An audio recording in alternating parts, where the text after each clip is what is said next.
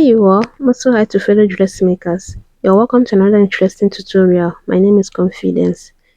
In this video, I'll be sharing with you how to make a 1080 degrees flare like I promised in my last video. So in the last video, we made this beautiful reversible pinafore dress. So if you haven't checked the video, do well to go check it out. So in this video, I'll not only be showing you how to make a 1080 degrees flare, I'll be showing you how you can make it your peplum reversible and attach crinoline in such a way that no one would notice. And no doubt, this is something you would like to learn. For this tutorial, we'll be making use of two different African prints. Note that you can do this with any fabric of choice. And if you don't want to make yours reversible, just do your fabric and then the lining. We'll start with the calculation, but before anything,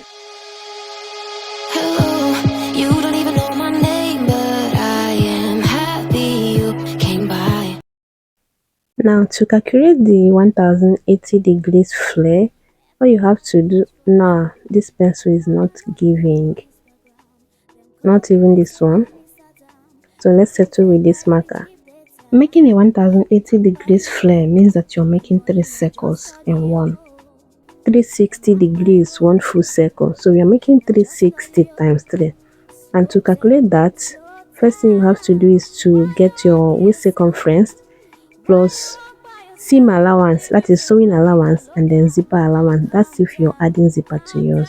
And the waist I'm working with is 28 inches plus seam allowance of 2 inches and then zipper allowance of 1 inch, or depending on what you want. So the 2 inches seam allowance that we have here is just for joining the circles together to make it one long flare. Now 28 plus 2 plus 1 would give us 31 inches, and we are making 3 circles, right? So what you do is to divide that 31 inches by 3, and we would have 10.3333. So since there is more than 33 here, what you just do is to just approximate this to 10.4 or just 10.5, you know, or you can just leave it at 10. Trust me, it will give you what you want if you leave it at 10. But I'll just be making it 10.4. So approximately 31 divided by 3 gives us 10.4. Now you divide that 10.4 by 6.28, which is the standard measurement for getting a full circle, right? And that would give us 10.4 divided by 6.28 will give us 1.65, and I will just approximate that as 1.5, and it will give me exactly what I want. You can decide to do 1.7 or 1.5 like I'm doing here. So this 1.5 now will now be the radius, and we are making 3 circles, right? So we use this 1.5 as the radius of the 3 circles, which will make 1080 degrees flare. Now how do we fold the fabric? To do that, all you have to do is to get your flare length, whatever length you want your flare to be. Just go ahead and determine that. So I want mine to be 8 inches, and then the flare length plus the radius of 1.5, that would be flare length of 8 plus the radius of 1.5, and that would give us 9.5. So we use this 9.5 now to fold the fabric so we don't waste our fabric. And my fabric is folded here. I have 10 inches. 9.5 is what we want, and then the other half inch will be for joining allowance. You know, the allowance for turning the flare with lining. I hope you understand that. So this is how I folded my fabric. I first fold this into 2 like so, and when I measure it, I have 10 inches on this side. On fold, I have 10 inches. Then I'll go ahead and fold again, making sure that I have 10 inches again on this side. So we need 9.5 plus half inch for joining allowance, stitching allowance, and that is 10 inches that we have here. So now let's go ahead and take the measurements, and I'm sure you still remember that the radius is 1.5, right? What you just do is to just go ahead and mark 1.5 all around there. I'll mark 1.5 all around for the radius, then I'll connect it like so, and after that I'll go ahead and mark my 8.5. You know, 10 inches minus 1.5, we'll have 8.5 left, right? So I'll just go ahead and mark 8.5 all around here. money not just audio. And my body whoa, not just audio. And my body whoa, yeah, not just audio.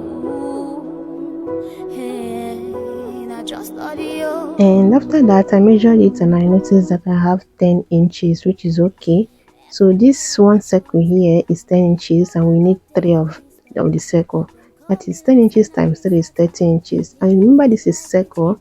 At the time we are done making everything, it will just round up to that 31 inches, which we want, even though I'm not adding zipper. So this 30 inches is very okay for me. Now this is what I have. I'll just go ahead and use this one to trace out the other two, and then I want to quickly share this with you.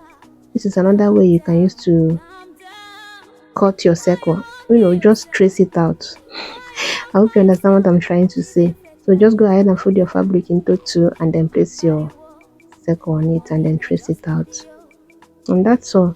Now for another method, this one is just spread method. Just spread the circle on a fabric that is not folded. Can you see that?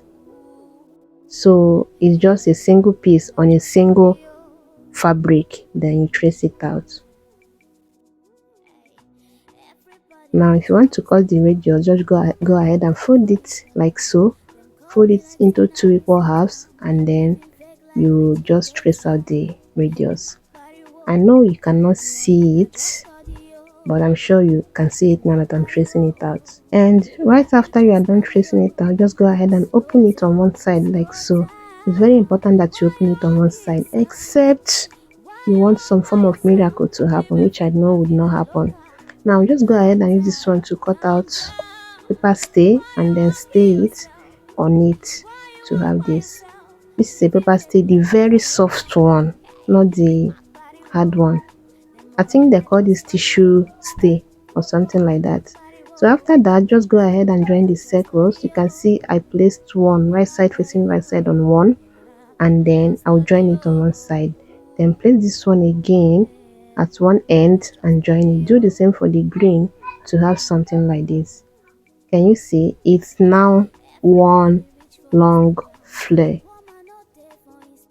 Can you see that? Now go ahead, all that part that you joined it, you see all this part, go ahead and press it open with your iron to have a very neat flare after you're done. And then for this part, this is for people who watched my previous video, the reversible pinafore dress. I forgot to include this part. Actually, I wanted to make everything one video, this flare and then the pinafore, but the video would be very long, and that's why I divided into 2. So in that video, I forgot to show this clip where I curved the flare, but I know that you use your creative mind to know how to go about that. So to do that, just go ahead and pin the flare together. Make sure that each joining are matching up with the other joining, and then you give it this curve. You don't need any measurement for this curve.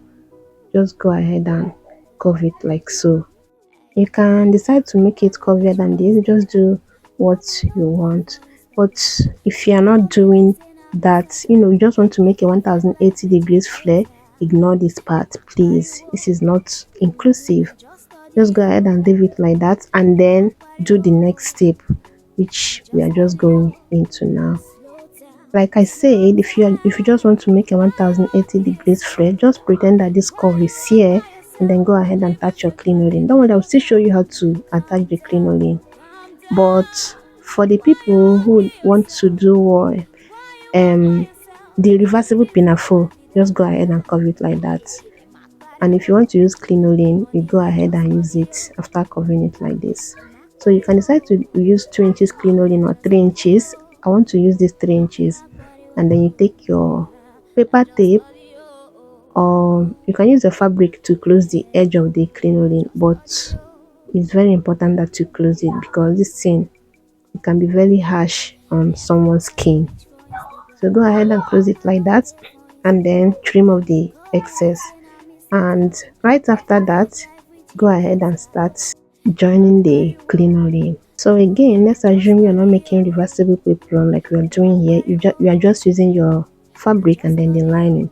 Pretend that the red Ankara is the lining, and then this green one is your main fabric. Go ahead and place your crinoline. This is where I placed it. Please notice this. I have other videos on how to go about this on the channel. Go ahead and place it and then stitch it on the tip of the crinoline. Just that tip, place it like that and then stitch on the tip to have something like this. Can you see that? Can you see? I'm sorry this is this dark. It was already getting dark while I was making this video. So just something like this. Go ahead and stitch it close to the edge and then ½ inch on your fabric. You know, that ½ inch you would have used to join the lining and then the fabric. Place it on that ½ inch and then stitch on the edge of the lining. And after that, go ahead and take your gum. You can use any gum of your choice, but I'll be using this UHU gum. And then, like I said, pretend that this red one is the lining. If you're not making reversible, this is for people who are not making reversible like us. Just go ahead and use this red Ankara now as your lining and then the green as your main fabric. Now go ahead and apply this gum on the part that will be going to the red one, red Ankara, which is your lining. It's not the lining on this video. I don't know how many times I want to say that. So apply the gum just a little. You don't have to do too much, just a little, guys. And then you place your hemming gum right on that spot which you apply the gum. I have tutorials on how to do crinoline on my channel. It's more than 4 of it. Just go ahead and check it. Make sure you follow every step in this video. So after you are done applying the gum and then placing the hemming gum on it, go ahead and turn this to the right side. It's very simple, it's not hard. And then go to your ironing table and iron it neatly. Steam press, not just iron. You steam it so that the hemming gum will glue to the fabric to have something as neat as this. I mean, look at that build. Can you see?